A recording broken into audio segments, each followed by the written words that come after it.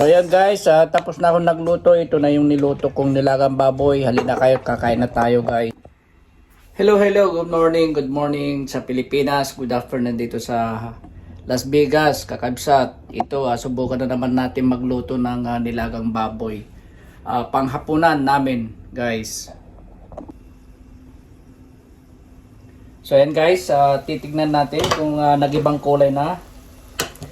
Siya nga pala guys, bago ko inilagay yung karne, may luya, kunting bawang at saka sibuyas yan. At nilagyan ko rin ng onion leaves.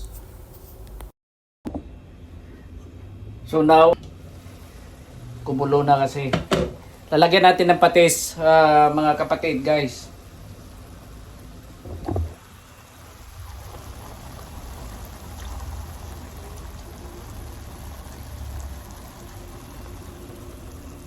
So ayan, takpan uli natin at hintayin natin ng another 5 minutes. Bago lagyan natin ng tubig.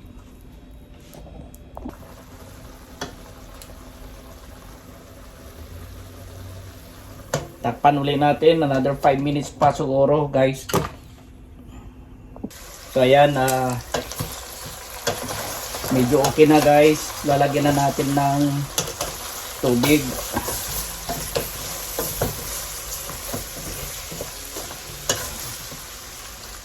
Lagyan na natin ng tubig, guys.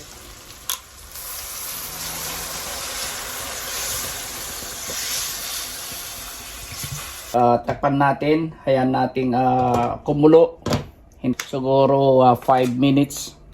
So ayan guys, check natin ulit yun. So next guys, ilagay na natin yung patatas. Ilagay na natin guys yung patatas. And then paminta guys. Nor para mas malasa pa. So ayan, ayan na naman natin kumulo.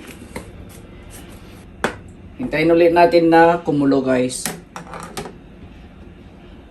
Ayan.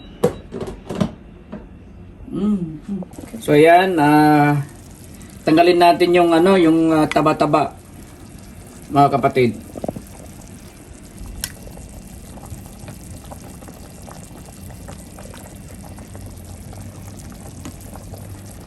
Dadagdagan ko ng tubig.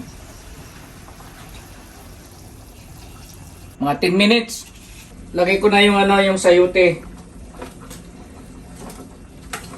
Mga 3 minutes lang yung sayote, and then repolyo 1 minute siguro. So guys, last part, pinali. Lagay na natin yung siling haba at saka repolyo. Mga 2 minutes lang. Pwede na. Gimasan, July. Balinan. 2 minutes lang. Kain na tayo, guys. May kayon, karuba mga din.